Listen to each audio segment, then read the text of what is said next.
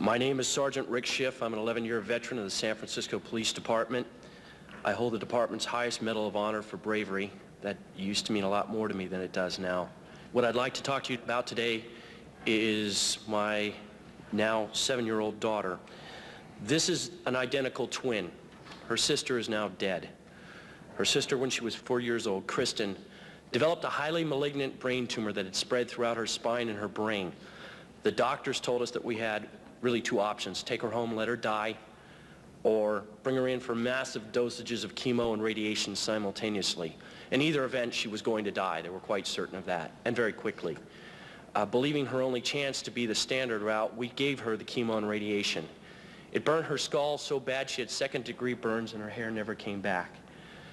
To change her diapers, we had to wear rubber gloves because her urine was so toxic and it burned her. At the end of 6 months, miraculously, she survived the standard treatment, although there was a high expectation she wouldn't. She still had cancer. We were told, sorry, we've done everything we can. Now she's going to die, probably within a couple of months. My wife and I, choosing not to accept that, started reading. The first book I picked up, the third chapter, discussed Dr. Brzezinski. As you may guess, I have some expertise in fraud. In fact, I'm quite certain there are enough attorneys in the room that I could be vordeered as an expert in fraud. And I conducted my own investigation. I have no doubt the man is not a fraud. I have no doubt that he does what he does out of earnest belief that his medicine works. And now you're in a position to judge for yourselves whether it works or not, but it's well established by the FDA that it's non-toxic. 18 months later, we took my daughter off the anti-neoplastin. She had not died. She had no signs of tumor. She remained free for 18 months of cancer. Within a month, the cancer was widespread in her brain. We put her back on Brzezinski's. By the way, at the objections of our doctors, for some reason felt that it had failed her. We put her back on. Within 9 weeks, the tumor was completely gone. She died last July of neurological necrosis. Her brain fell apart from the radiation. The autopsy showed that she was completely cancer-free. Out of 52 cases of that disease ever, no one died cancer-free, just Chrissy. So she didn't die of a terminal illness. She died of my inability to care for her properly, and she died from bad advice. She died because there's a government institution that disseminates false information and is not looking out for the welfare of the people. You know, ladies and gentlemen, I swore an oath 11 years ago, and I think most of us in this room swore it at one time or another, to uphold the Constitution. It says life right in the beginning.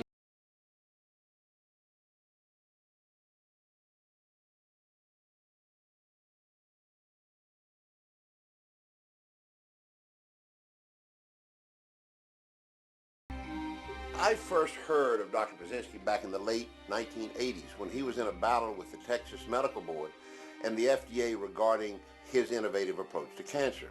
I wasn't surprised by that. Anyone who's innovative in medicine creates waves in the medical system.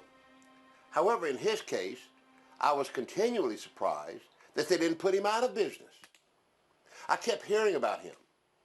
So in the mid-1990s, I said, Dr. Brzezinski, I want to come down to visit your clinic and find out what you're doing. It's very new to me. When I arrived, he had 7 charts ready for me to review that had been reviewed by the National Cancer Institute, who also made a site visit the year before.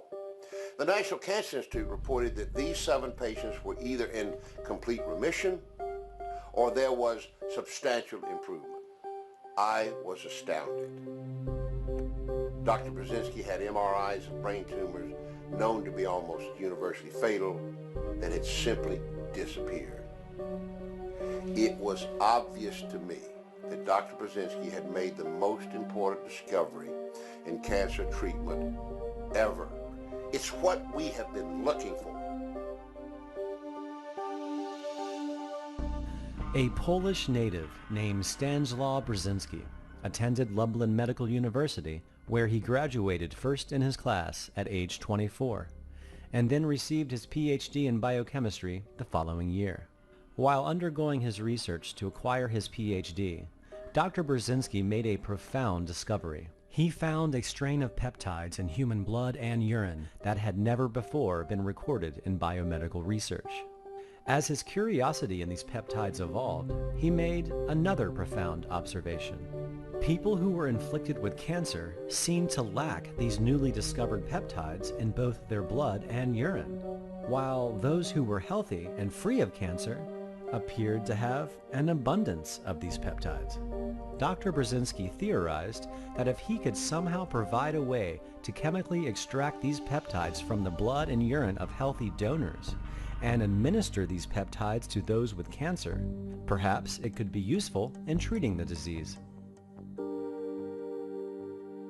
Now, discovering something in the urine at that time that had not been discovered before is like finding a whole bunch of islands 10 miles off the coast of Miami. It came as a big surprise. All of a sudden, he was besmirched as the urine doctor. We forget that extracting things from the urine is an established medical modality.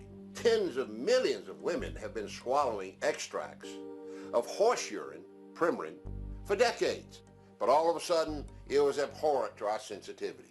Well, Dr. Brzezinski now synthesizes all of the antineoplastons. Dr. Brzezinski's manufacturing facility in Stafford, Texas, where his antineoplastons are now synthesized, is a multi-million-dollar, 46,000 square foot facility which staffs 5 engineers, 4 chemists, 3 pharmacists, 4 medical doctors, and 4 researchers. What we started in 1970s now is forming a completely new approach to cancer treatment, which is called gene-targeted therapy. Antineoplastons are medicines which work on the genes which are causing cancer. And now there's 25 medications which belong to the family of gene-targeted therapy, which are approved by FDA in the United States. The problem with these medicines is that they don't cover as many genes as antineoplastons. Many of them simply work on single genes, and this is not enough to have long-term responses. Single medicine is not going to do it. It's not enough. Antineoplastons work on close to 100 different genes. Our bodies contain 2 categories of genes that allow cancer to flourish: oncogenes and tumor suppressor genes. When someone has cancer, they have a higher level of oncogenes switched on, with a higher level of tumor suppressor genes switched off. The goal is to tell the body to both switch back on the tumor suppressor genes and turn off as many oncogenes as possible. Statistically, every day, 1 out of 10,000 cells in our body may develop in the wrong way, and some of these cells may become cancerous cells.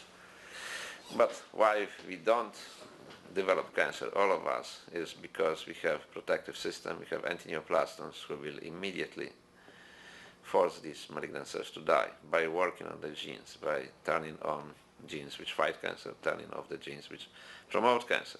As long as we have proper amount of antineoplastons in our system, we should not develop cancer. If we are deficient, then we can develop cancer. So this means that I put together a theory of the second quote-unquote immune system in our body.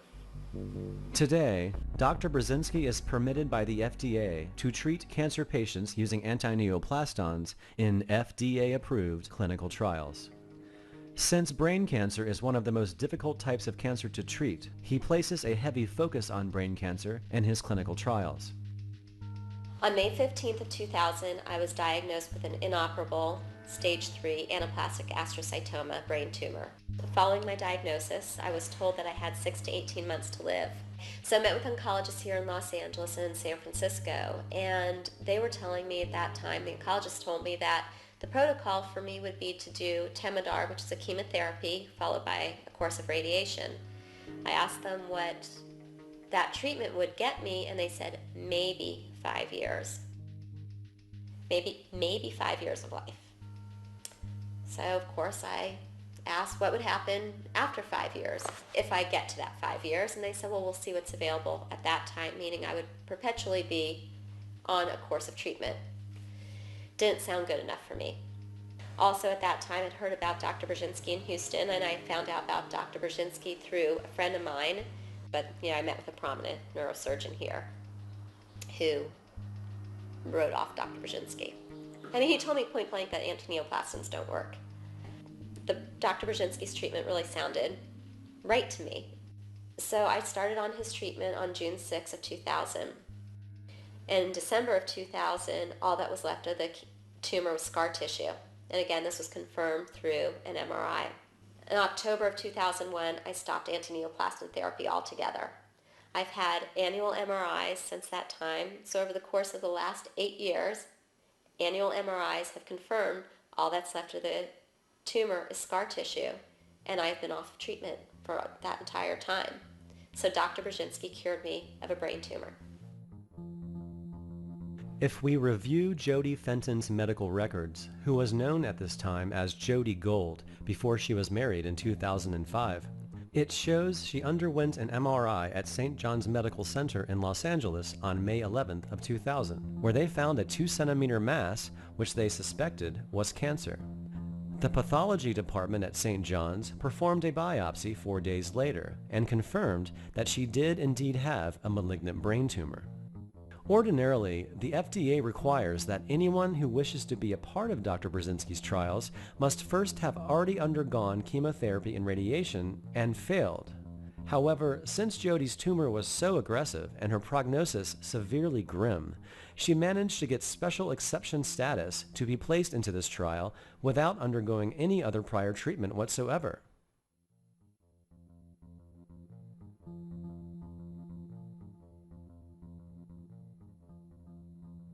An MRI on June 1st of 2000 revealed the size of the enhancing portion of Jody's tumor, which was the part of her tumor that was the most aggressively growing. On June 6th, she started antineoplastin treatment, and by July 3rd, only a month after starting treatment, the enhancing portion of her tumor was gone. Her tumor remained non-existent up until September of the following year, when she stopped her antineoplastin treatment altogether.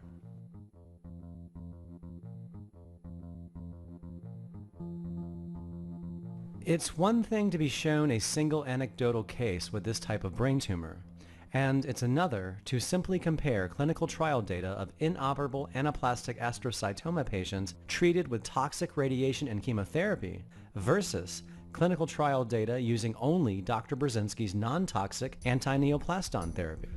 A 2005 clinical trial report using only radiation and chemotherapy found that 5 of 54 patients, or 9%, were cancer-free at the end of treatment, while a 2008 clinical trial report using only antineoplastons found that 5 of 20 patients, or 25%, were cancer-free at the end of treatment, with no toxic side effects. Jody Fenton is one of them.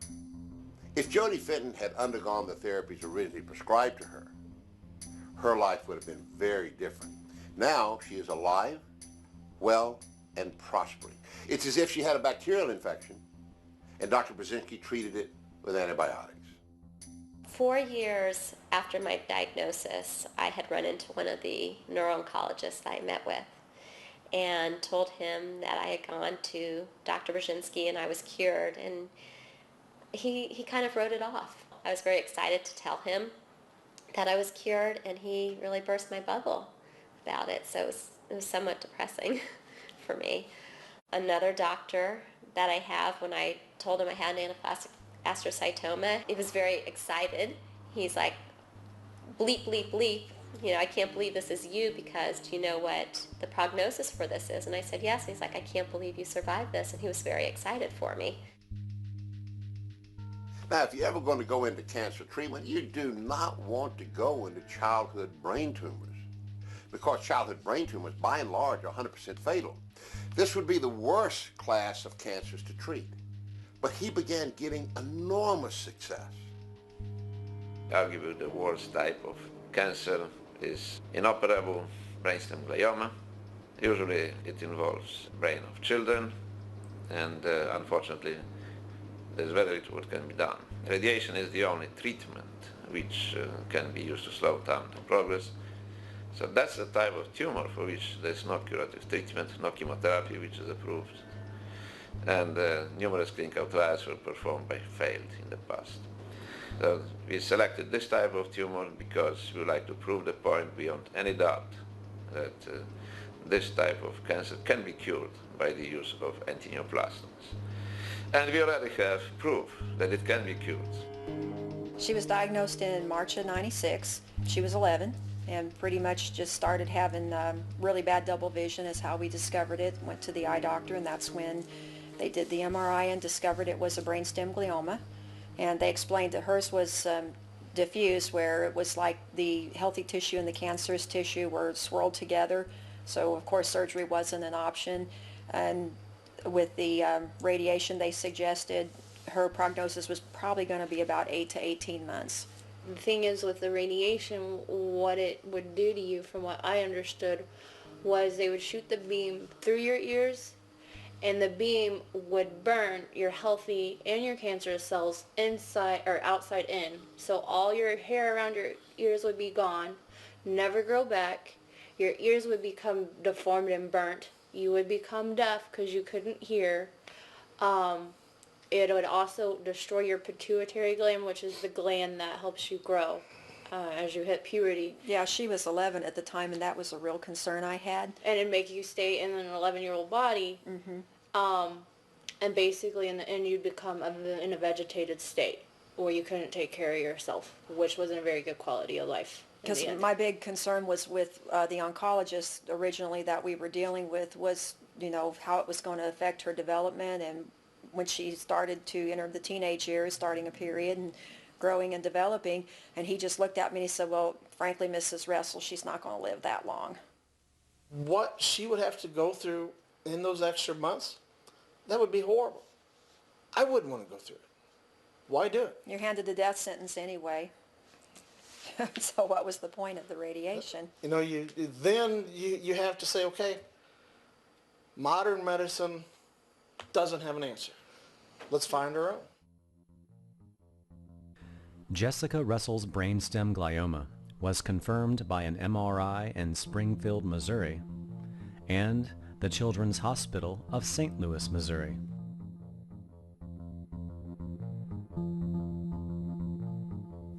Jessie Russell is riding on the best news she's had since March. She and her parents now believe they are on their way to a cure for what doctors had said was an incurable brain tumor. Here at the Brzezinski Clinic in Houston, Texas, the Russells have found an experimental drug they could only dream of 8 months ago. That's when Jessie was still a fifth grader at a Catholic elementary school in Springfield. It's when one of her eyes started crossing in. She started seeing double. It's when Jessie went to the doctor and learned she had one of the most aggressive kinds of brain cancer, a malignant tumor doctors said would kill her within months, and that radiation would only give her a little more time. And I would live for only 3 months and live in pain, and that's it, and not a fun life. Yeah, I would still die. Today, the medical pictures tell a different story. You can see the improvement immediately just looking at Jessie's eyes now compared to last May.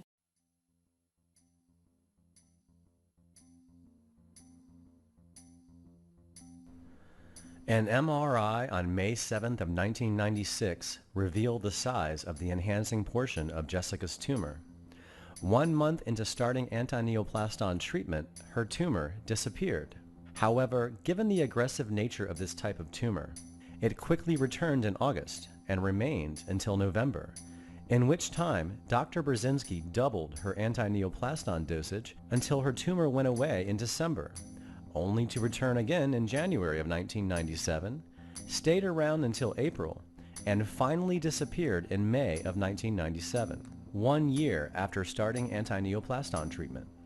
Jessica's tumor remained non-existent up until October 2001, when her brainstem glioma was considered resolved.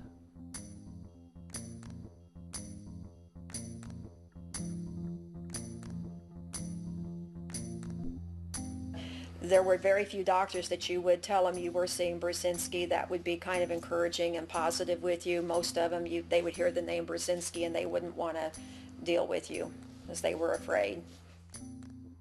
I'm so relieved that we found Dr. Brzezinski. Literally, it did save her life. And here she is now 24, and she's got a little boy who's almost 5, and then she has her second baby will be born in October. We just found out she's having a little girl. Again, it's one thing to observe a single anecdotal childhood brainstem glioma survivor, and it's another to see the results from FDA-supervised clinical trials treating Jessica's type of cancer. Here is a table illustrating studies published in 2006 comparing the results of different childhood brainstem glioma treatments. There were 3 groups treated with radiation and chemotherapy, and 2 groups treated with Dr. Brzezinski's anti-neoplastons. Out of all 3 groups treated with radiation and chemotherapy, only 1 of 107 patients, or 0.9%, were cancer-free after treatment. However, this patient did not live beyond 5 years, presumably being devastated by the amount of radiation and chemotherapy. Out of both groups treated with anti-neoplastons, 11 of the 40 patients, or 27.5%, were cancer-free after treatment, and 11 of the 40 patients, or 27.5%, lived more than 5 years. Most of these brainstem glioma survivors who were not previously subjected to toxic chemotherapy and radiation before starting anti-neoplaston treatment have gone on to enjoy full, healthy lives. So the good news is that the cancer can be cured. The worst type of cancer can be cured, for good. The people who are surviving, they live normal life. No side effects from the treatment, no symptoms, no sign of tumors, back to life. We started some of them as children, and they have their own 3 children. There is no impairment of fertility. They just live normal life. The bad thing, however, is that we know that we can help not everybody, but some of these patients. Well, if about 30% of patients can survive over 5 years, and a number of them live over 10 years without any sign of cancer, that's a good thing. But obviously this is just the beginning. We need to perfect this. We need to introduce the newer generation of angioplastons, which we call 2nd and the 3rd generation angioplastons, to make the treatment more effective, to cover broad spectrum, and to be easier to administer. They came back, they said she has this large baseball-sized tumor in her abdomen, and not only that, but it's in her kidney. It was like everywhere. It was like and her the liver and her lungs. Her kidney and her lungs. So here we are thinking basically this child has literally a few months to live is basically what they told us. At that point they said, well, we think we can get the original tumor out. So they had this surgeon. He was able to go in. He got the whole tumor. She did lose her left kidney and her left adrenal gland. And it was 4 drugs. And it was like 8 pages of side effects and very little hope that it would even work. So because the drugs were Minotane,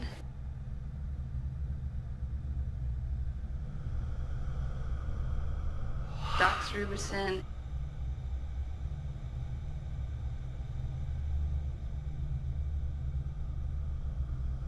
etoposide,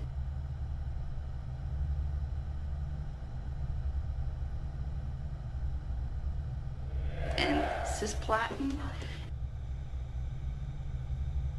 And they told us, admittedly, this is the most toxic regimen that we have. We have a 6-month-old with 1 kidney, and the side effects were like kidney failure, hearing failure, leukemia, I mean other kinds of cancers coming from this. And I was just like, even if she's going to pass away, I can't do this to her. I can't, because it's like, why would I want her last few months of life to be miserable? I didn't know what to do.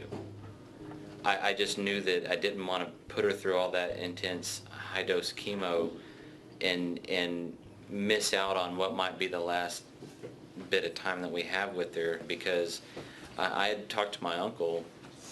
He's in his 60s now, but when in 1969, my cousin, his daughter, was like 3, and she got cancer of some kind.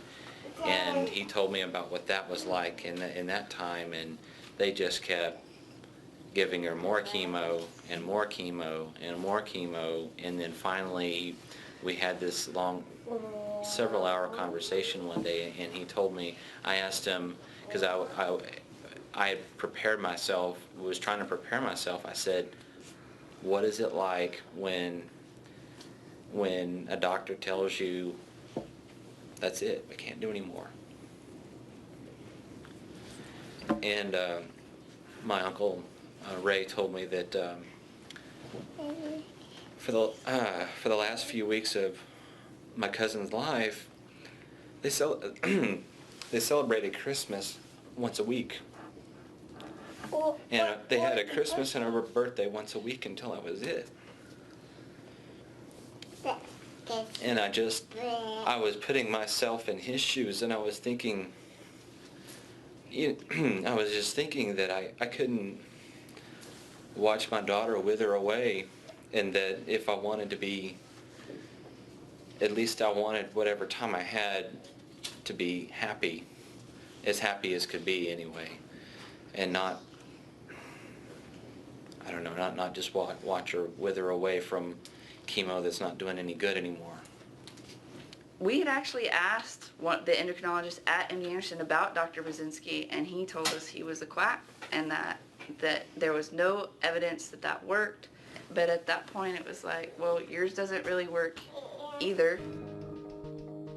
The other thing that I did on the FDA's website, you can look up the date at which any drug was granted FDA approval, and I realized that the oldest drug they wanted to give her had come out in the early 70s. The newest drug that they wanted to give Kelsey came out around 1988. And I realized this isn't the cutting edge of technology. This is, they're giving us the same old stuff. I just thought, well, this is ridiculous. It felt to me like they were grasping at straws. I was doing all that research, and Sarah and Susan found the Brzezinski clinic. Sarah said, well, I want to take her there. I looked at it like, well, if she's got approximately 9 months to live, then, we come over here and we don't have all the side effects. Well, in 9 months' time, which am I going to be better off doing? Right. If the ending result is the same. Upon the removal of Kelsey's left kidney and left adrenal gland, her diagnosis was confirmed at the University of Texas Medical Branch and again at MD Anderson Cancer Center.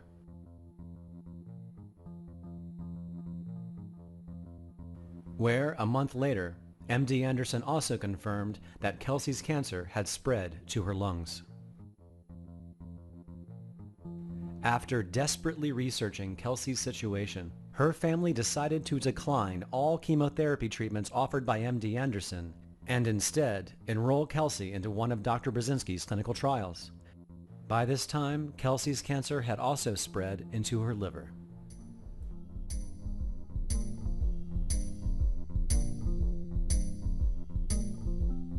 After starting her anti-neoplaston treatment, the tumor in Kelsey's liver was gone by August of 2007.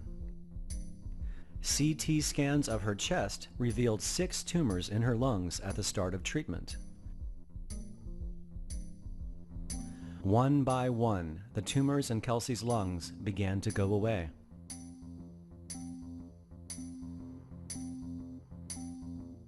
Leaving one small spot 4 years later, which was deemed to be inactive and most likely scar tissue. Today, Kelsey Hill is considered to have had a complete response to her anti-neoplaston treatment. Since Dr. Brzezinski began treating cancer patients with anti-neoplastons, he has successfully treated virtually every type of cancer, relieving thousands of families from across the world of this dread disease. Yet, unlike other clinical trials which are supported by billion-dollar pharmaceutical companies and are often assisted by large tax-funded research grants from the National Cancer Institute, the United States government currently prohibits any taxpayer money to be granted to Dr. Brzezinski's FDA-approved clinical trials. A single phase 3 trial will cost about $25 million. So how many can you run? Okay, you may run few at best. Nobody's giving you money for that. We have to make money for that. Okay, and it's $25 million. Okay. Some other pharmaceutical companies will come with the idea, they go to a National Cancer Institute and they will receive handsome grant, $15 million, whatever, okay? And they do clinical trials. Nobody is giving me any money, okay? And I am working like in the wartime condition, okay? Like working somewhere in the Gaza Strip or West Bank, okay? When the bombs are falling in Europe, but you still have to treat patients, you still have to do phase 2 clinical trials. Given the existence of a treatment that is curing cancer at a rate that traditional medicine could only dream of, and doing so without any damaging side effects, most would assume that every penny of our tax dollars allocated for cancer research would be thrown in Dr. Brzezinski's direction. The problem that we face, however, is that a huge financial house has been built on the paradigm of purging the body of cancer cells. Brzezinski's discovery means that the foundation, the walls, and the roof of that house need to be replaced. Think about it. You know, you've got thousands of doctors in oncology and in oncology residency programs. You've got the pharmaceutical industry pumping out chemotherapeutic agents every month. There are all kinds of machines that deliver radiation. You got all this stuff in the war on cancer, and it's trillions of dollars. I find it very interesting that we have all these walks for the cure of cancer. You got all the wristbands. You got all the donations. We're going to find a cure this decade. All this money keeps pouring in, and it all goes to the same guys.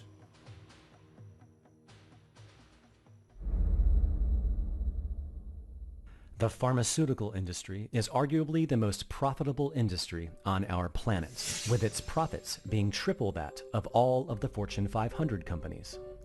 Rising profits result in rising stock prices. The only way this industry can sustain this profitable momentum is by continuing to introduce new patented drugs.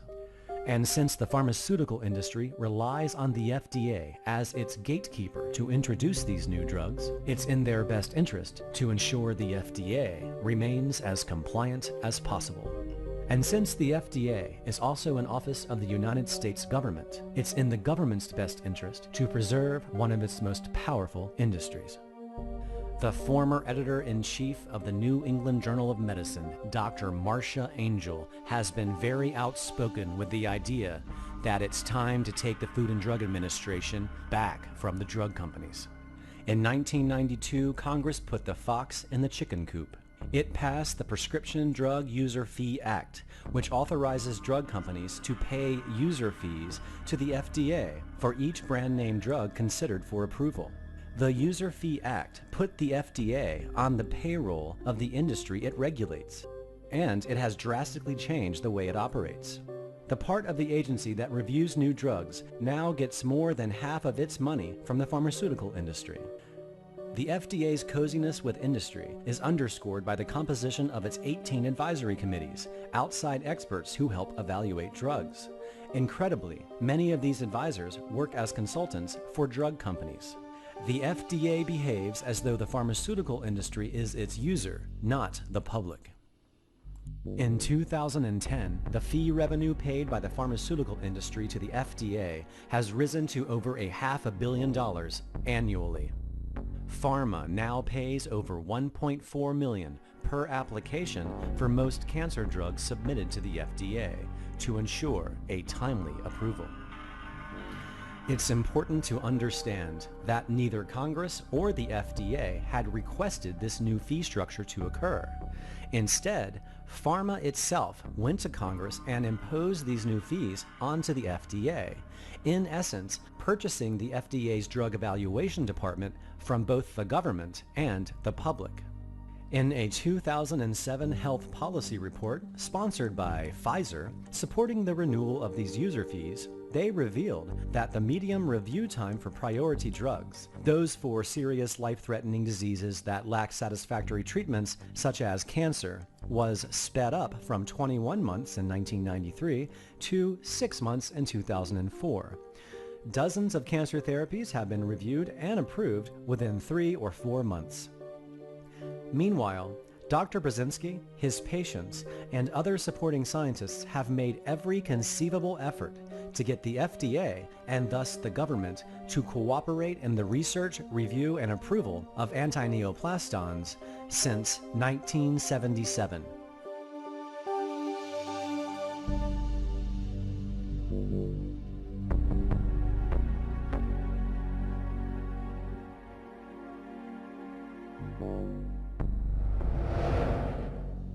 Before I started, I asked the lawyers for the advice. Can I use experimental treatment, which was the treatment with angioplastons? Can I use this in my private practice, and can I be involved in cancer research? Simple as the private company. Dr. Brzezinski's attorneys investigated both state and federal law to find out if it was legal for him to start his own biomedical research company, making antineoplastons and administering them to his patients within his private practice.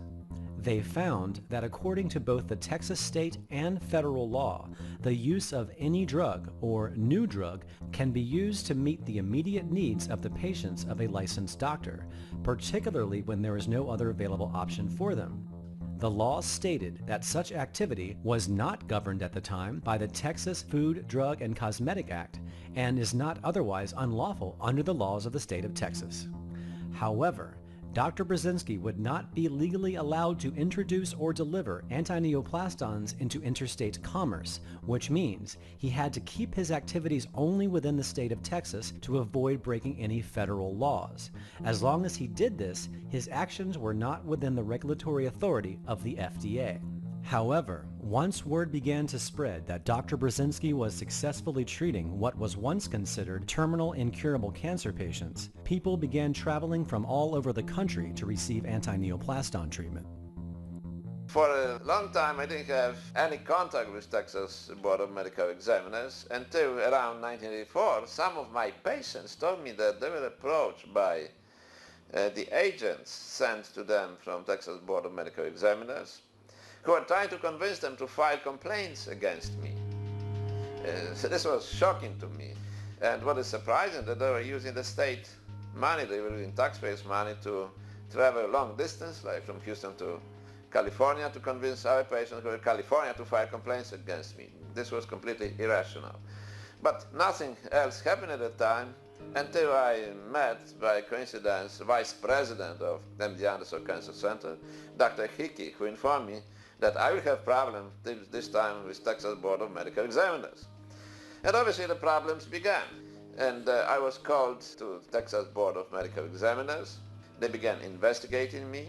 However, there were no complaints from the patients. The patients were happy. We were treating patients who were very advanced, for whom there was no treatment available, and they were getting good results. So apparently there was no justification for such action. This was a very unpleasant investigation. They were trying to convince me again to stop my research, to stop treating patients. After about 2 years of going back and forth and being called to the board, finally they proposed to me that I should present to them a number of cases of patients who benefited from my practice. And they informed me that such medical records will be reviewed by expert oncologist, and if they are satisfied that I am not harming patients, that the patients are benefiting from my activity, then they will leave me in peace. I was very happy with this. I believe that Texas Board will do objective review of our results, and finally they will leave me alone, because we had amazing results in the treatment of very difficult cancer cases. I supplied to them twice as many medical records, which show without any doubt great results in the cancer treatment. Incurable forms of cancer completely disappearing, with patients going to complete remission, and patients who were cured and living normal life after that. In 1986, Dr. Brzezinski agreed to present to the Texas State Board of Medical Examiners 40 cases of various types of cancer he had successfully treated using antineoplastons in patients ranging from breast, bladder, lung, liver, brain, head and neck, and lymphoma. After submitting these cases to the medical board, he didn't hear back from them, leaving him to assume that the board was satisfied and would leave him in peace. However, 2 years later, the board came back again, pretended that the cases he submitted were not successful, and claimed he was violating a law that didn't exist, which was grounds for the board to cancel, revoke, or suspend his license. It was a shock to me. I believed in justice, I believe in high ethics of the board, but this was just a lie. It was abundantly clear that the medical board had no case against Brzezinski, which prompted the board to file their first amended complaint in 1990. Still, the board had no case, which prompted them to file a second amended complaint in 1992. The medical board kept coming back each time with the same argument, practically making Xerox copies of their prior claims, changing the titles, and simply resubmitting them. After about 5 years of this, 60 of Dr. Brzezinski's patients petitioned the board to stop harassing their doctor. The board then tried to ignore these petitions by attempting to strike them from the record. Finally, in May of 1993, this case went to trial. During this trial, one of the National Cancer Institute's leading experts, Dr. Nicholas Petronis, a board-certified radiologist since 1973, professor of radiology at Georgetown University, and founder of the neuroradiology section of the National Cancer Institute, recognized the absurdity of the Texas Medical Board's case against Brzezinski, put his own career on the line, and flew himself to Texas to testify on Dr. Brzezinski's behalf. Dr. Petronis testified under oath his role at the National Cancer Institute. Basically, just in layman's terms, you do all of the imaging work and interpretation for the National Cancer Institute's testing of drugs? Exactly. That's my job, to assess the effectiveness of the drugs that are given here. Did there come a time when you became aware of Dr. Brzezinski? Yes, the National Cancer Institute asked me to join a group of other physicians and scientists and come to Houston on a site visit to Dr. Brzezinski's institute. I was called as an expert in assessing the images to evaluate the effectiveness of his treatment. The basic conclusion was that in 5 of the patients with brain tumors that were fairly large, the tumor resolved, disappeared.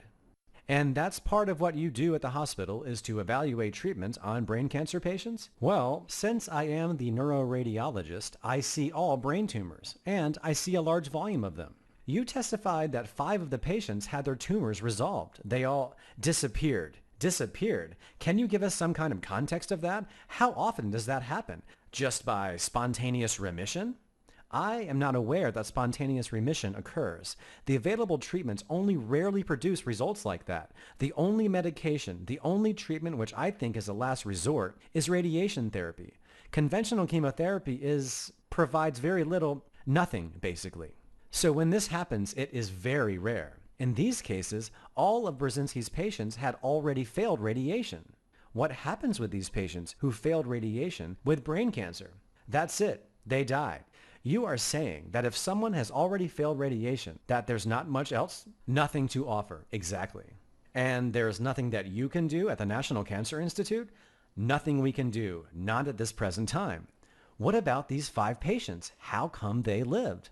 Well, it's amazing. The fact that they are not handicapped from the side effects of any treatment, and the side effects of most aggressive treatment are worse than the tumor itself.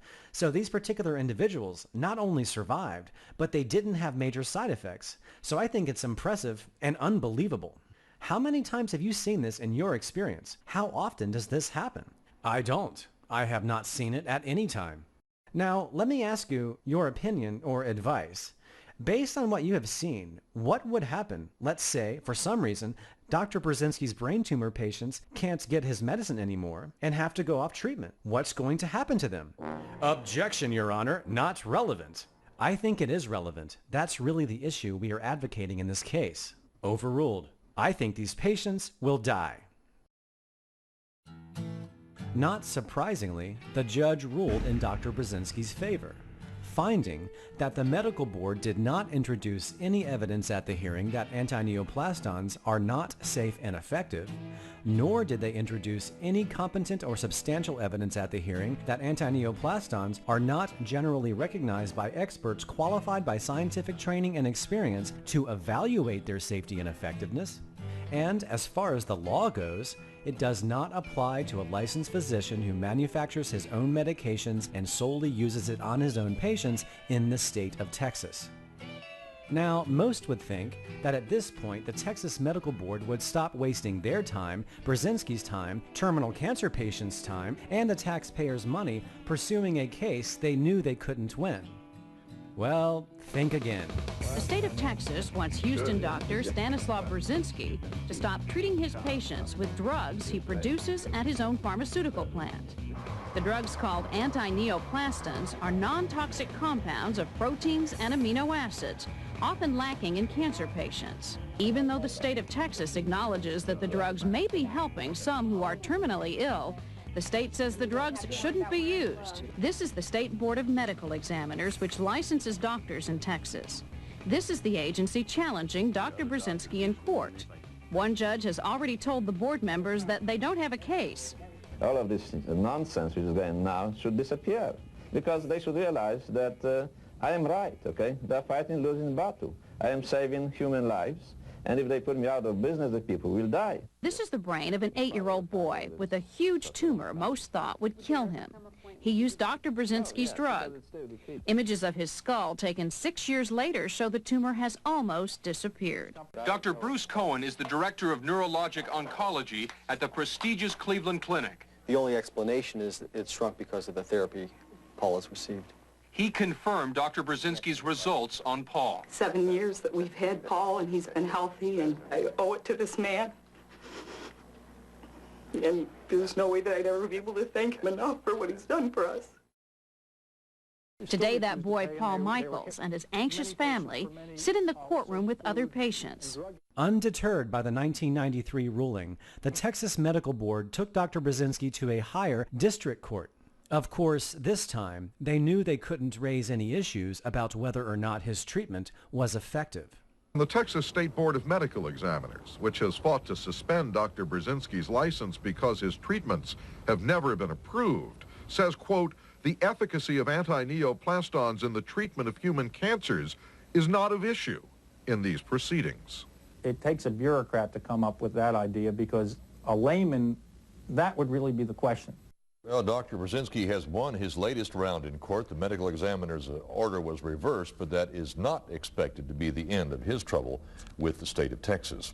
The Texas Medical Board took this imaginary case all the way to the Texas State Supreme Court, where the judge issued an erroneous probation order against Brzezinski, which Brzezinski successfully served, but again, leaving the Texas Medical Board completely unsuccessful in their efforts to remove his medical license.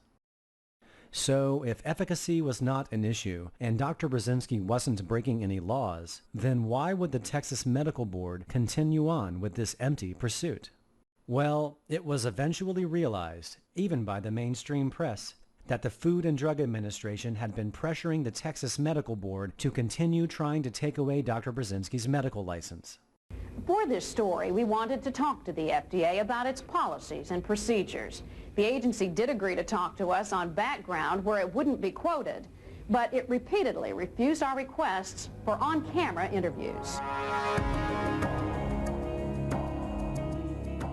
While they were busy pressuring the Texas State Medical Board to try to revoke Dr. Brzezinski's medical license, they were even busier trying to revoke Dr. Brzezinski completely from society by trying to place him in prison. The FDA and pharma quickly realized that if Dr. Brzezinski's discovery would be given a fair review process, not only would chemotherapy and radiation dwindle into obscurity, financially crippling the industry, but it would also mean that for the first time in history, all of that income would funnel away from pharma and into the lap of one single scientist who holds the exclusive patent rights. Apparently, the FDA had not ruled out the possibility of this happening one day. On March 12, 1976, FDA Bureau of Drugs Director Richard Kraut states in the cancer letter, when anyone other than large institutions ask permission to conduct clinical trials, you want harsh regulations. Sometimes we say it is proper to hinder research. And once these guidelines were adopted, the FDA would consider itself bound by them. In 1982, Kraut states again, I never have and never will approve a new drug to an individual, but only to a large pharmaceutical firm with unlimited finances. And so, the fiercest fight in FDA history began. Dr. Brzezinski's dealings with the FDA commenced in 1983. At that point, the FDA commenced a civil action to try to close the clinic and stop all patients from receiving the medicine.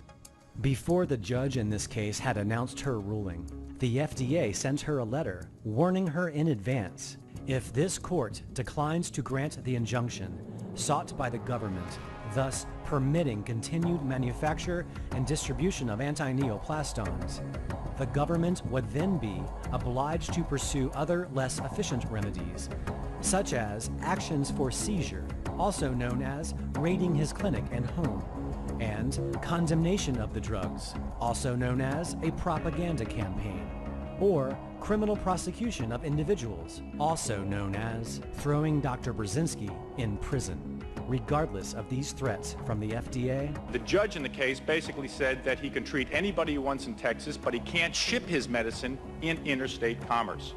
The FDA viewed that as a failure and told Dr. Brzezinski's at the time, his attorneys at the time, that they have other ways to get him. Let's talk about the other ways. In 1985, the FDA convened a grand jury to hear evidence to try to indict Dr. Brzezinski. In connection with that, they had a raid of his clinic where they seized 200,000 pieces of paper, including all of his medical records of all patients. A little difficult to practice medicine when you don't have medical records. Obviously, they came out and they confiscated all of our medical records. And it took us about 12 years or 14 years to recover these medical records. In the meantime, we are permitted to make copies of the medical records in their office, but it was also the neglect of human well-being. We are treating very sick people. They took medical records, and we needed these medical records to really fight for the lives of these patients, but they took this away. They didn't care for these patients. The patients could die. They were not important. They presented the evidence to the grand jury, no indictment. 1986, they come back, seize another 100,000 documents, no indictment. 1990, another grand jury, either the second or the third. They present more documents. Dr. Brzezinski testifies extensively before the grand jury, no indictment. 1991 to 1993. FDA investigates Dr. Brzezinski. We don't know if evidence was presented to another grand jury. 1994, another grand jury, no indictment. 1995, another grand jury. This grand jury started in March of this year. On March 25th, I believe, it was Dr. Brzezinski, along with a few of his patients, appeared on CBS show This Morning. Let me play devil's advocate. Here you all, very desperate folk, had undergone some cancer treatment, correct? No. None at all for you? I None had at all no for you? treatment. Let me go after these guys then first. Had undergone some treatment. Could it not have been that the treatment that you received prior to Dr. Brzezinski's treatment was what, in fact, really cured you? Well, I'll jump on that. No way, because the recurrence I had was in a brand new spot that had not been involved before. So if all the punishment that I went through for the year went out of my system, and after it went out of my system, all of a sudden a new tumor comes in, how could that first treatment have helped the subsequent tumor? Later that day, the FDA came, another raid, more patient documents, more subpoenas. We were flooded with calls last Friday with people wanting to know how to get a hold of you. They're going to see this story this morning, see that you've been raided by the FDA, and they're going to want to know if you're for real or if the concerns of the FDA may have something to do with your treatments and the viability of your treatments.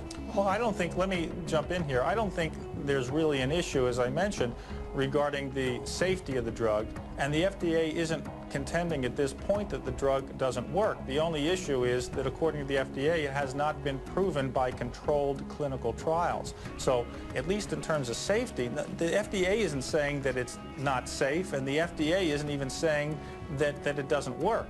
Right now, they're just contesting, or apparently they're contesting whether Dr. Brzezinski himself has been shipping the medicine out of state, which in some respects is quite ridiculous since he has approval to ship the medicine out of state to various cancer institutions around the country. He ships it out of the country to various countries because it's being used in other places, and he ships it to individuals who have been granted permission by the FDA to receive the medicine under what's called a compassionate use INDs. Okay. May, June, and July, more witnesses testified before the grand jury, more documents.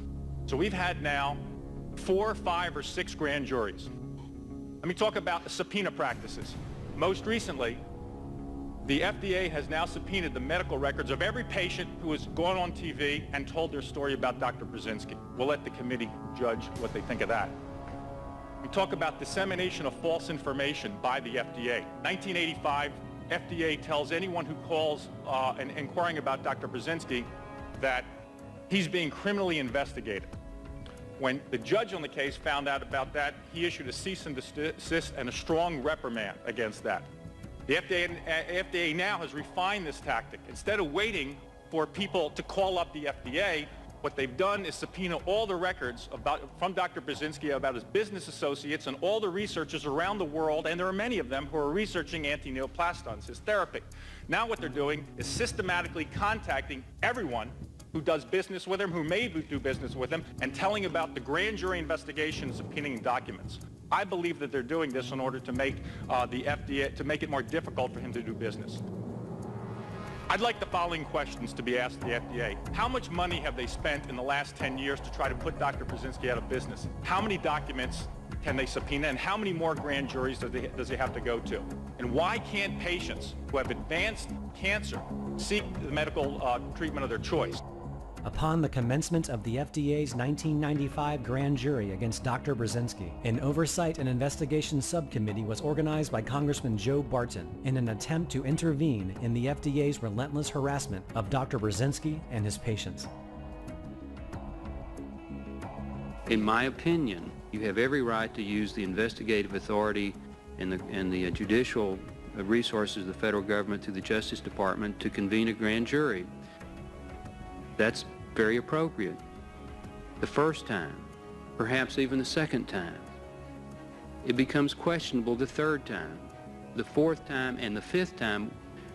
It is not, I think, an unlogical conclusion to think that the FDA has a vendetta against Dr. Brzezinski or wants to retaliate for some reason. Now that's my opinion. How many grand jury investigations have to occur that result in no finding of fault before you, as commissioner of the FDA, would encourage those within your organization to cease and desist? Mr. Chairman, how do you know that there were no findings of fault that were returned from that grand jury?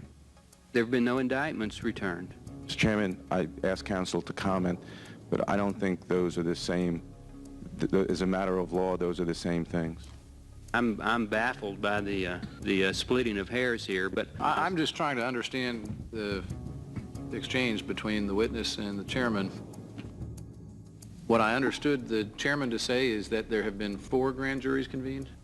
At least 4.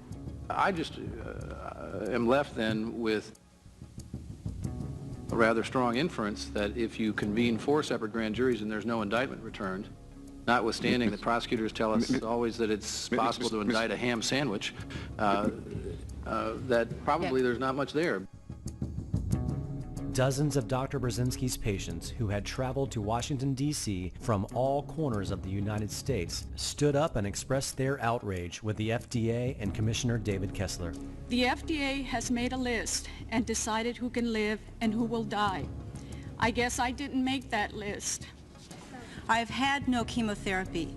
I've had no radiation. I chose Dr. Brzezinski instead after a lot of research and a lot of searching. I've been in remission since 1989. Dr. Kessler, I'm not a statistic. We're frustrated. Their rights, constitutional rights, have been violated. This has got to end. My children are asking me, Daddy, what does the future hold? My one daughter wrote a letter to the president of this country and said, please don't pull the plug on my daddy. And that just broke my heart and broke my wife's heart. My husband is a walking miracle. 16 months ago, the doctors told us there's nothing else they can do, and they told us to enjoy what little life he had left. Look at him. He biked 32 miles after being on Dr. Brzezinski's treatment for 2 months, and they're saying we can't have it? I have a report from my family physician which tells how well I am doing. My tumors are leaving my body, and my condition is improving every day. Now the FDA is saying to me, no, Your doctor is a criminal. He should be put in jail, and he needs to be shut down. This is criminal. I want the FDA to get out of our lives and stay out of her doctor-patient relationship. What the classical conventional medicine had to do for me was there, nothing. For me, the next thing was the minister.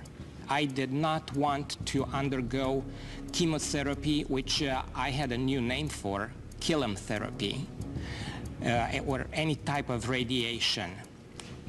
I was extremely lucky I found Dr. Burzynski. And I don't want the FDA to take this right from me. I came 18 years ago from communist Romania, and the tyrannous dictator Ceausescu never stopped a doctor from treating anybody. How can we have something like this in the United States? Barely a week after these hearings, on November 20th, 1995, Dr. Stanislaw Burzynski was indicted. Burzynski was charged with 75 counts of violating federal law and fraud. If convicted, Burzynski would face a maximum of 290 years in a federal prison and $18.5 million in fines. Not to mention what would happen to his patients. He is their last chance for life, but now the federal government is issuing a death sentence for the patients of this cancer doctor. On February 9th, Houston federal court judge Sim Lake ruled Dr. Burzynski's treatments have been, quote, illegal under Texas and federal law since 1984, and he ordered them stopped on all but a handful of patients. Then he put a stay on his own order, a stay of execution. I believe that most of these 300 people will die within a short period of time if the treatment is stopped. In 1996, not only did scores of Dr. Burzynski's patients return to Washington, D.C. to protest his indictment, but many of them testified again before another congressional hearing headed by Congressman Joe Barton. Our first witness is Marianne Canary, is that correct? Yes, that's correct. From Aurora, Minnesota. This is Dustin Canary, and he is on Dr. Burzynski's anti-neoplastic treatment. This is my husband, Jack Canary. Now, in February of 1994, our lives were drastically changed. My son, Dustin, was only 2.5 years old at the time. He was diagnosed with a brain tumor the size of a golf ball. The surgeon removed 75% of his tumor, and the remaining 25% was diagnosed from a biopsy as a malignant, very aggressive medulloblastoma brain tumor, one of the most deadly forms of brain cancer. The doctors told us Dustin had only a few months to live. The first treatment offered us was radiation, but the radiation doctor told us that at his young age, Dustin would become a vegetable, and it would only extend his life for maybe a few months. The next doctor wanted us to enroll Dustin in a experimental chemotherapy, which was highly toxic. The side effects would include hearing loss, kidney and liver damage, bladder, stunted growth, and a possible leukemia. One question I would like to ask is, would you do that to your child? We weighed the harm these experimental drugs would cause against the fact that they would not cure Dustin, and decided not to subject him to these drastic measures. But our oncologists told us that their opinion took precedence over us as parents.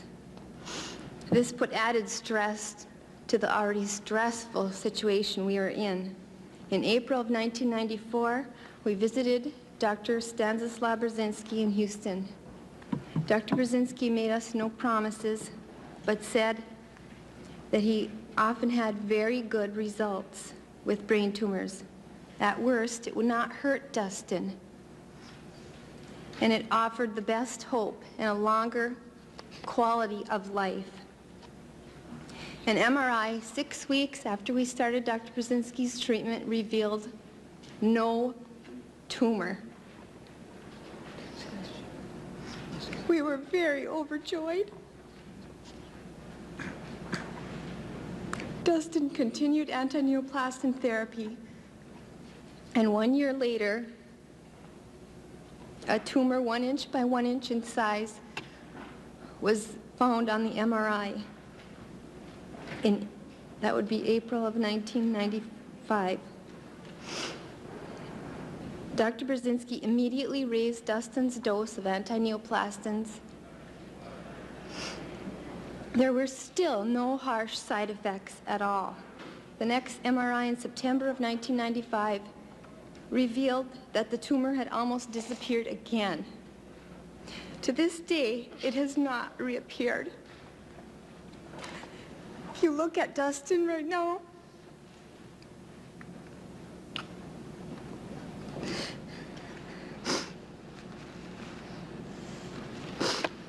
he is a happy, healthy 4-year-old who has outlived his prognosis. There is no traditional treatment that would have kept him alive with such good quality of life. FDA Commissioner David Kessler loves to grab headlines as a man who loves children so much. He wants to protect them from the ravages of smoking. If Dr. Kessler loves children so much, why have he and his agencies been trying so hard to cut off my son's last hope for life? Without this treatment, my son will die. This is a photo of Dustin Canary at 4 years old in 1996. This is a photo of Dustin Canary at 18 years old in 2009, and his brain cancer never returned. In 1996, because of pressure from the politicians and American opinion, FDA agreed to accept all of the patients whom we have at the time to the program of phase 2 clinical trials. Basically, we filed and received permission to proceed from FDA for 72 different phase 2 clinical trials, which covered practically any type of cancer. This was such a tremendous work that basically it was necessary for me to work almost round the clock with 6 secretaries who were typing different protocols, and later I learned that FDA created a special task force to be able to review these protocols. You have sarcoma, soft tissue sarcoma, there's a special protocol for that. You have breast cancer, special protocol. For lung cancer, a few different protocols. For brain tumors, about over 20 different protocols for different types of brain tumors. So, just a year before his trial facing life in prison, the Food and Drug Administration had finally authorized the very thing that Dr. Brzezinski and his patients had ever wanted. Even still, the FDA would not back down in making sure Brzezinski's trial moved forward. Federal prosecutors concede that a cancer doctor they will put on trial here in January for using an innovative but unapproved drug has been saving lives. The prosecution marks the first time the FDA has tried to jail a scientist for using a drug on which he is conducting FDA-authorized clinical trials. In a pretrial motion, Assistant U.S. Attorney Mike Clark objected to a defense request for the jury to visit the chemical plant where Dr. Brzezinski manufactures anti-neoplaston.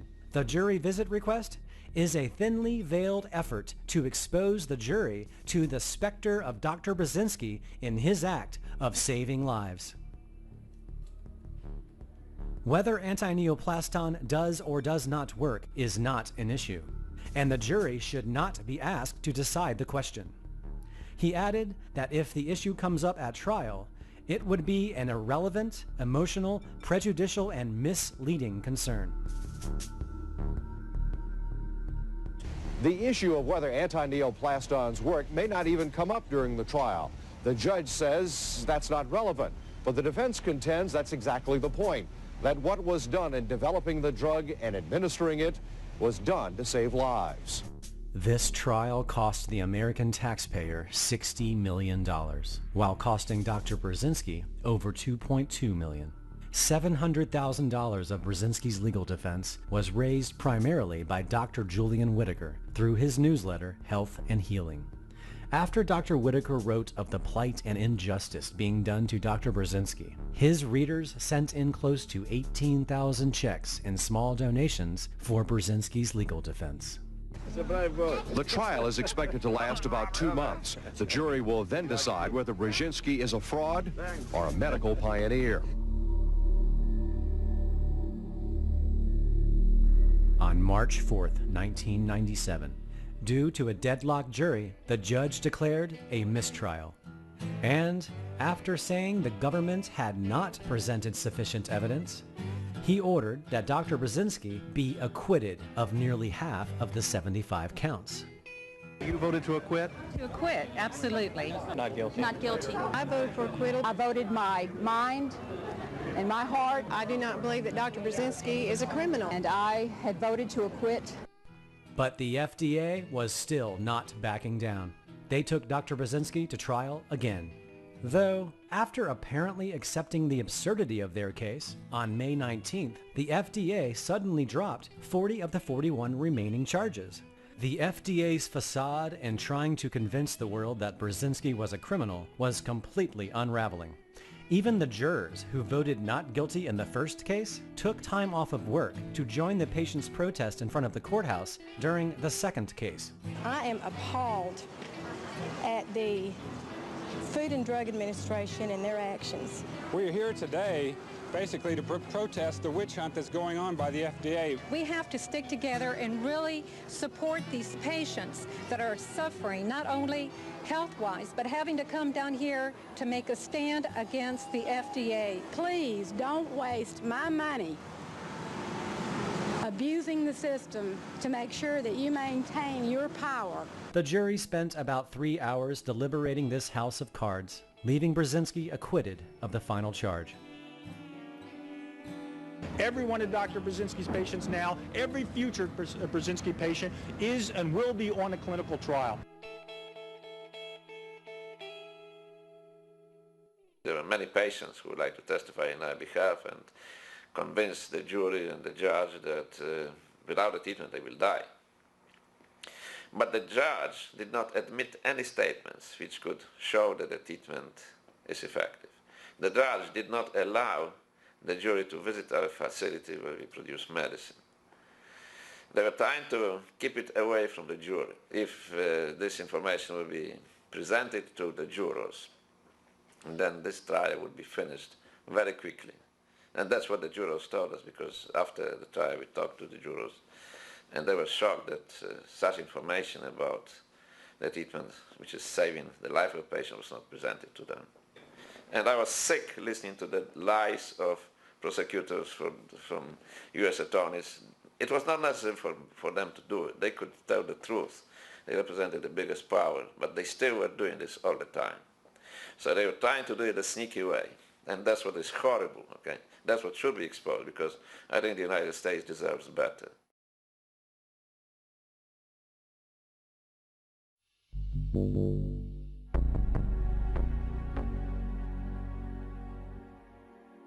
While all of this was taking place, Brzezinski knew that the easiest way to keep the government from putting him out of business or in prison was to partner with an established pharmaceutical company. And interest was shown from Japanese pharmaceutical company Chugai and the Italian pharmaceutical company Sigma Tau, but both deals eventually evaporated, likely due to the rapport developed so far between anti-neoplastons and the FDA, being an issue indeed, and were unable to verify the likelihood that they could openly and effectively work with the FDA. Then, by 1990, it seemed that Brzezinski's luck had finally changed. Brzezinski had apparently treated the sister-in-law of the chairman and CEO of Elan Pharmaceuticals.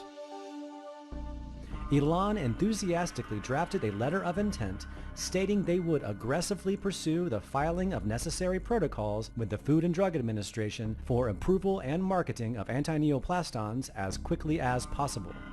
They soon negotiated financing, licensing agreements, and royalties. In the midst of closing this deal with Elan, more good news emerged. Dr. Davorit Samid, a scientist and medical professor from Maryland who Brzezinski had hired to further study anti-neoplastons, managed to present her work at an oncology symposium in Switzerland, which landed her and anti-neoplastons a cover story in a 1990 issue of Oncology News. In 1989, we retained Dr. Davorit Samid as our consultant. Dr. Samid at that time worked at Uniformed Services Medical School in Baltimore, and later she moved to the National Cancer Institute. She did a lot of work with anti-neoplaston ingredients.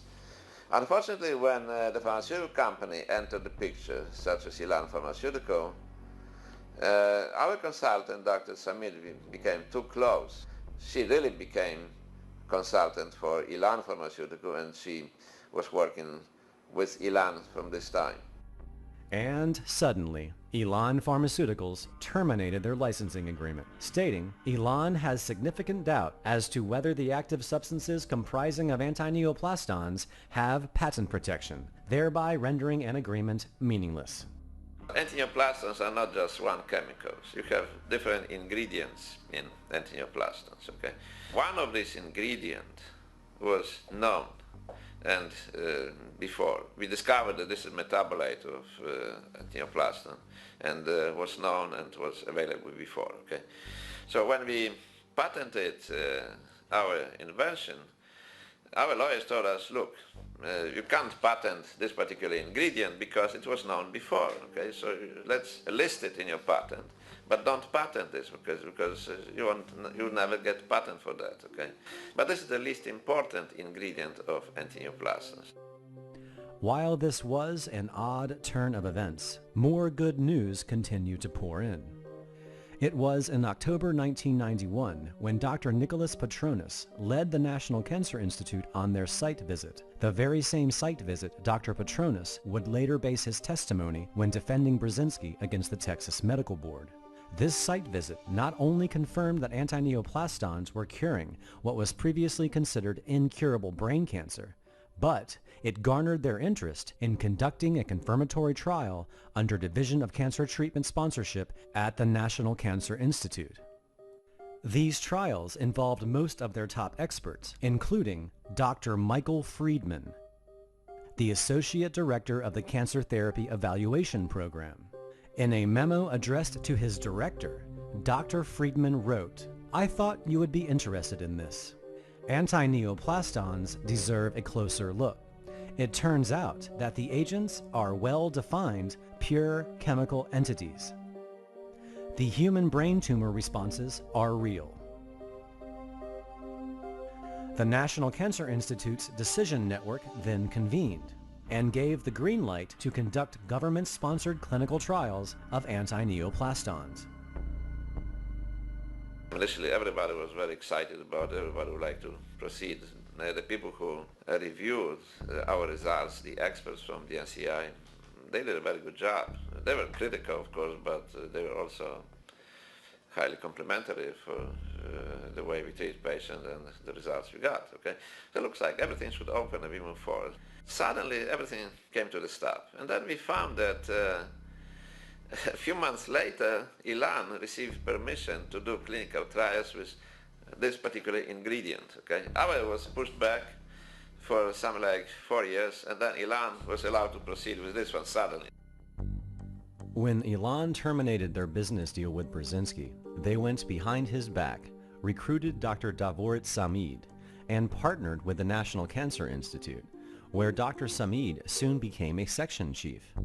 Elan then co-sponsored laboratory research and clinical trials testing only this single ingredient, called phenylacetate, the same chemical that Brzezinski was advised he couldn't patent, and had already proven to be quite limited against cancer as a single substance as far back as 1980. After the treatment in a small number of patients, we found that the activity was quite limited. That's why I decided to abandon phenyl acetate and we use the other antineoplastons. One of them contained phenyl acetate as the second ingredient. Phenyl acetate alone has very small activity. It's not very effective. While Brzezinski was facing continuous harassment from state and federal agencies, the earliest phenylacetate studies were published in April of '92, authored by Dvorak Samid, hosted by the National Cancer Institute. Brzezinski sat in awe as he witnessed the National Cancer Institute recruit one of his researchers, push his research aside, and begin to test phenylacetate without him, reporting, "Phenylacetate is both effective in inducing tumor cell maturation and free of cytotoxic and carcinogenic effects, a combination that warrants attention to its potential use in cancer intervention." The National Cancer Institute apparently pretended that they had discovered this all on their own. Brzezinski's name failed to appear in the acknowledgments or any of the references listed in this report. Brzezinski knew these tests would fail, since he had already proven this in his own laboratory 12 years before. Abandoned by the National Cancer Institute, he sat powerless on the sidelines as the attempted hijacking of his discovery unfolded before his eyes, ending in the hideous train wreck he warned them it would. The National Cancer Institute, Ilan, and Dr. Samid spent over 4 years and tens of millions of dollars testing phenylacetate. The use of phenyl acetate alone was not successful, and the NCI or Ilan could not use the other ingredients of antineoplastin because they were covered by the patents owned by me. They were trying to commercialize this, but without the other ingredients, they couldn't do much with this. This needed to be given in conjunction with the others. While coming to terms with this reality, the National Cancer Institute decided to honor the government-sponsored clinical trials of antineoplastons they had initially promised Brzezinski in 1991. From the moment this dialogue was reopened, the National Cancer Institute proposed altering the treatment protocols that Brzezinski had spent 20 years perfecting. Brzezinski told them that until they agree to a protocol that he has confidence in, he was not going to provide the National Cancer Institute with any antineoplastons. Dr. Michael Friedman told Brzezinski, "In response to your correspondence, one last time, we will revise the protocol with regard to dose and schedule in compliance. However, if you are unable or unwilling to provide the antineoplastons in the near future, we will pursue alternative sources to procure the drug or its active components, and will proceed." Brzezinski responded, "I appreciate very much that you have finally decided to follow my recommendation regarding dosage, but your final statements that you are ready to proceed with the treatment with antineoplastons without our participation caught me by surprise. It is hard to imagine that a federal employee would consider patent infringement." Placing these ominous threats from Michael Friedman aside, they finally managed to agree on a protocol. The protocol was simple. Patients with tumors larger than 5 centimeters, more than one tumor, or with metastasis are excluded. After everything was approved and Brzezinski released his medicine, a full year passes, in which time over 15,000 Americans had been diagnosed with the types of brain cancer this trial was focusing on. Yet, America's National Cancer Institute was somehow having difficulties in accruing patients. So, they used this as an excuse to go behind Brzezinski's back again and take it upon themselves to drastically alter the protocols. Dr. Friedman, it has been brought to my attention that the protocol has been amended to accept patients with tumors measuring over 5 centimeters, multiple tumors, or with metastasis. I am outraged that without my knowledge, Memorial Sloan Kettering Cancer Center, with NCI's permission, changed the protocol. Treatment of patients with these conditions will require a different protocol with a different schedule and different dosages. I hereby request that the amendments be canceled immediately and the original protocol be used as promised. The National Cancer Institute responds, "Sorry, but the amendments have been approved." Brzezinski fires back. "Let me make perfectly clear that as the discoverer and developer of antineoplastons and the individual with nearly 20 years clinical experience using them, it is my professional opinion that the drugs will not produce substantial benefit in such advanced patients. As I have repeatedly informed you, the protocol that we are currently using for such advanced tumors requires doses 3 times greater than that currently being used. These trials have been conducted at the Mayo Clinic in Minnesota and the Sloan Kettering Hospital in New York. Currently, there are only 8 patients enrolled. I'm very dissatisfied with that because our desire is to achieve the proper enrollment in as quickly a manner as we can in order to really test this hypothesis. Friedman blamed Brzezinski for this slow motion, saying Brzezinski restricted admissions to the trials too stringently. To speed things up, admission standards for the trials have been lowered to bring in patients in worse physical condition. This over Dr. Brzezinski's strenuous objections. We got the idea that the main interest is to let this patient die rapidly and make sure that treatment will never work. Dr. Brzezinski has threatened legal action to halt these new admissions, and NCI has suspended recruiting, leaving the trials with just those scientifically unsatisfactory 8 patients. Meanwhile, both the FDA and the Texas Medical Board are still trying to stop Brzezinski. On May 8th of '95, less than 2 weeks before this broadcast, the National Cancer Institute issued an internal memo to all of those involved in the anti-neoplaston trials. For the record, the Clinical Trials Monitoring Service has been instructed not to send any anti-neoplastons clinical trial data to Dr. Brzezinski, the Brzezinski Research Institute, or anyone inquiring about the anti-neoplastons clinical trials. Any inquiries that may be related to the trials or Dr. Brzezinski are to be referred to the Associate Director, Dr. Michael Friedman. Friedman then taunts Brzezinski. I must convey my deep pessimism. We are in no way obligated to obtain your consent. Your insistence on dictating the manner in which we conduct or review these clinical trials is both presumptuous and inappropriate. The future of these trials rests entirely with the NCI, since our primary obligation is to the American public. Brzezinski responds, your letter of June 6 conveys pessimism. My letter conveys outrage. Patients were admitted against admission criteria, their treatment was discontinued, and their lives were jeopardized for frivolous reasons. In spite of your promise, we never received any detailed data on these patients. There must be a reason why you are afraid to provide us with complete copies of medical records. Well, there was a very good reason why Dr. Michael Friedman was afraid to provide Brzezinski with complete copies of these patients' medical records. It took us at least half a year before we forced NCI to release some of this information to us. And then we found that they severely violated protocol. They did not comply at all with the protocol. On the top of that, patients were forced to stop the treatment with antioplastons because of massive fluid retention. And this is something which we don't see with antioplastons. Typical effect of antioplastons is dehydration, which means elimination of the fluids. The patients are losing a lot of fluids to the point that they have to drink a lot of extra fluid. We don't see increased fluid retention. I was curious why this could happen. I knew that the patients were receiving a lot of intravenous fluid, but then we learned that perhaps the fluid which they were receiving were not anti-neoplastons. In October of 1995, the National Cancer Institute's Cancer Information Service issued a public statement for anyone inquiring about their clinical trials of anti-neoplastons. In it, they stated, because these studies were closed prior to completion, no conclusions can be made about the effectiveness or toxicity of anti-neoplastons.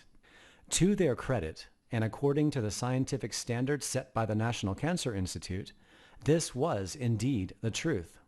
However, 4 years after these trials were closed, and 2 years after Brzezinski defeated the FDA and won his freedom, the National Cancer Institute just couldn't leave well enough alone and decided to vindictively publish these scientifically invalid anti-neoplaston trials in the peer-reviewed medical literature. In it, they described how 9 patients were treated, and no patient demonstrated tumor regression. However, whoever was responsible for publishing this report was apparently careless enough to also include the anti-neoplastons concentrations detected in the blood of the 9 patients during treatment. We compared this to the data which we have in our studies. We found that they were severely diluting the medicine, and this was why the patient had fluid overload. Antioplaston AS2-1 consists of 2 ingredients, which is called phenylacetate and phenylacetylglutamine, and about 2.7 times lower level of phenylacetate in patients' blood compared to what we see in our patients who receive successful treatment. Phenylacetylglutamine, there is about 36 times lower level in patients' blood compared to what we see in our patients receiving the right dosage of antineoplastons. And the concentrations of phenylacetyl isoglutamine, one of the main ingredients of antineoplaston A10, were close to 170 times lower than what we see in the treatment of patients with antineoplastons. And that's what we found from patients' husbands or patients themselves, okay? That's what they were doing, okay? So this was horrible, okay? This was like a criminal act, okay? They should be prosecuted for that, okay? Because obviously they knew what they were doing, and they knew that these patients have really no chance to respond to any treatment. They're going to die, okay? And that's what happened. After we realized what they do, we decided to force them to stop clinical trials. And since then, obviously, National Cancer Institute hates us, okay? They do whatever they can, obviously, do not cooperate with us anymore.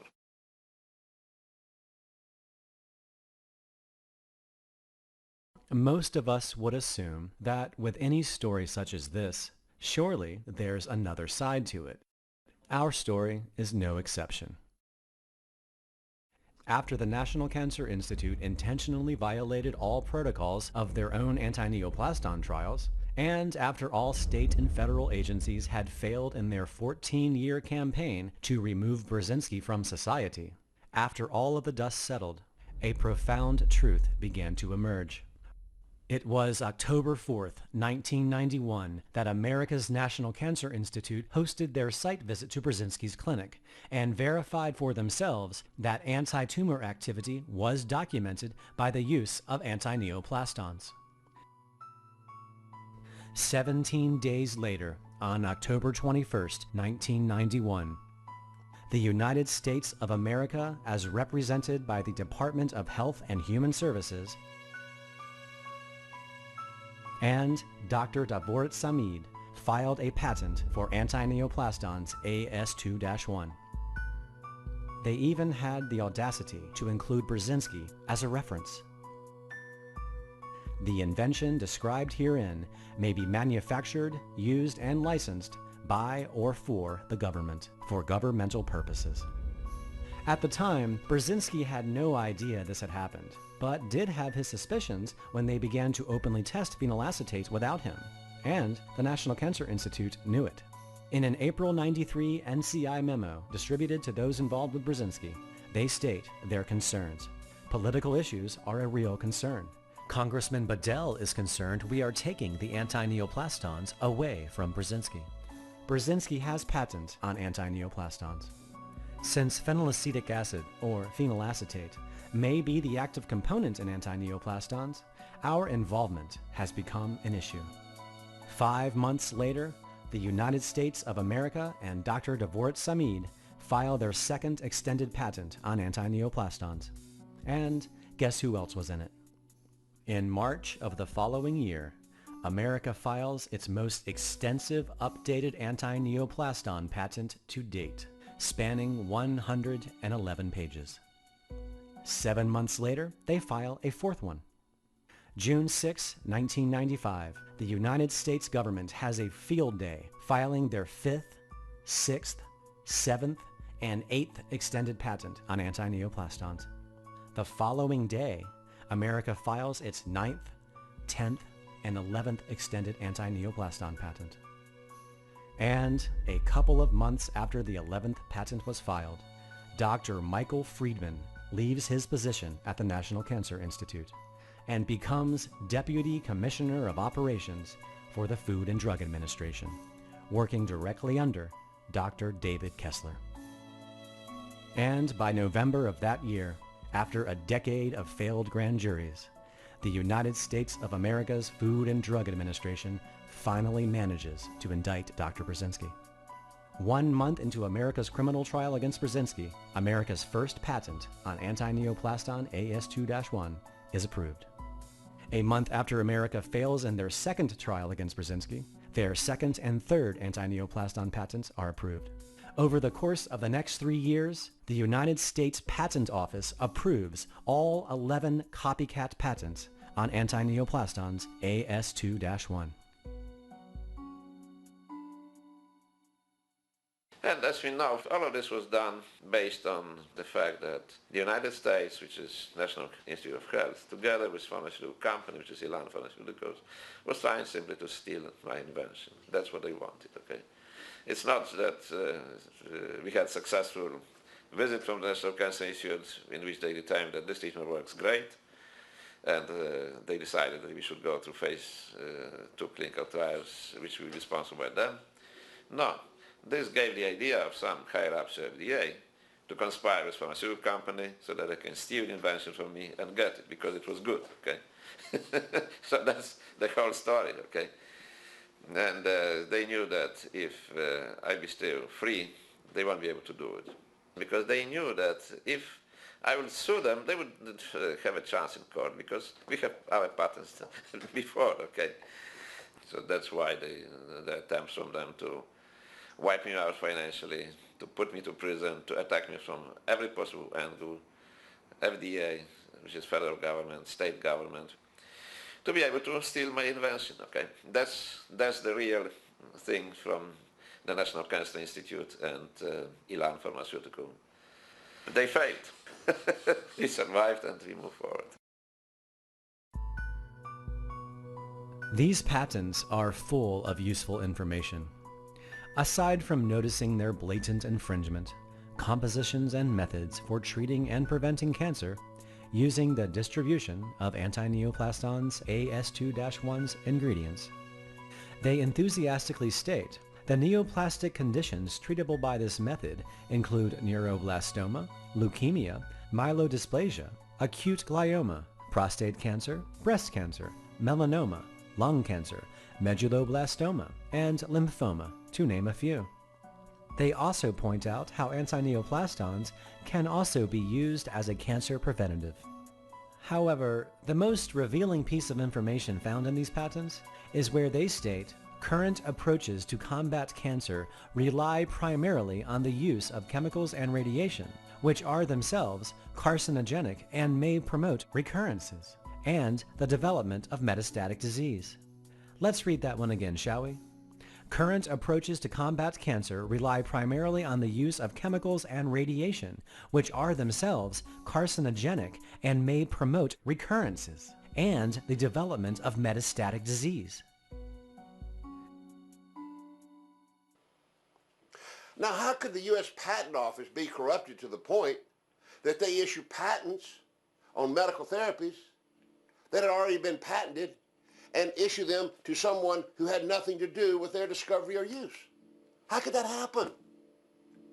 And how could the Patent Office then assign these fraudulent patents to some of the most powerful institutions in American government? And imagine, all of this was being done while these same government agencies were spending millions of taxpayers' dollars trying to put Dr. Brzezinski in jail so that he could not fight the criminal theft of his discovery. Well, what about the 10 million patients who have died of cancer over the last 20 years?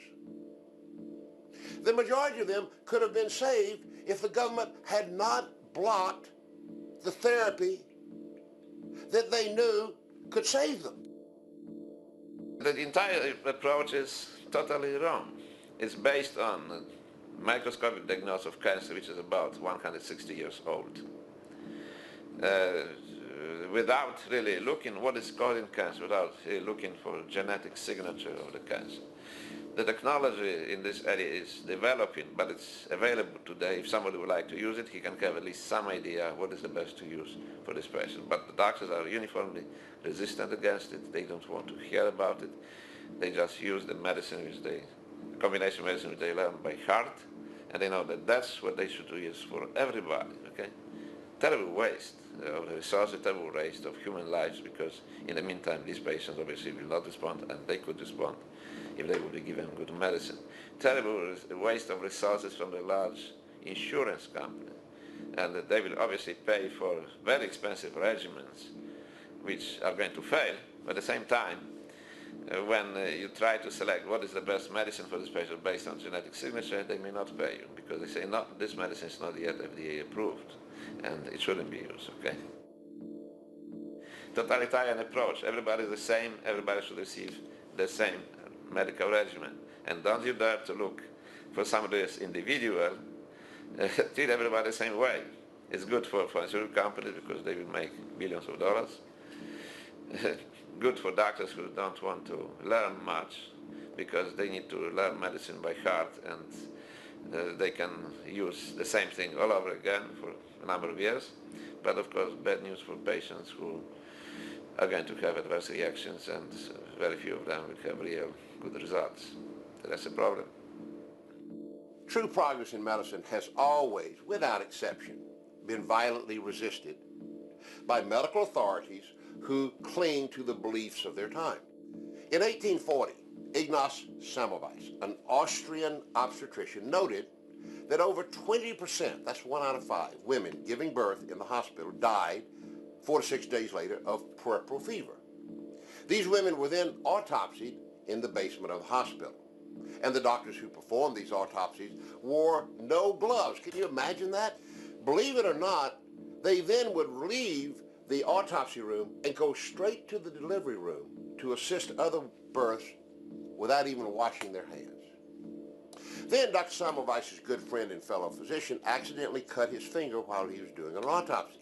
In 6 days, this doctor died with the same signs and symptoms of puerperal fever. All of a sudden, Semmelweis knew. He realized that the doctors were transferring the disease from the autopsy room to the delivery room, and he urged his colleagues to simply wash their hands. For this unforgivable sacrilege, he was drummed out of the medical profession, and he died in an insane asylum. Now today, we have the same kind of arrogant commitment to belief. But with cancer treatment, we have $1 trillion business built on those beliefs. So if you think Semmelweis had a problem, just imagine the problem Dr. Brzezinski faces. There was no money involved in hand washing versus non-hand washing. The smearing campaign against us continues from good doctors, from American Medical Association, from American Cancer Society, despite the fact that it should stop a long time ago. The fact that we are permitted to enter phase 3 trials means that the treatment shows already safety and efficacy in phase 2 trials.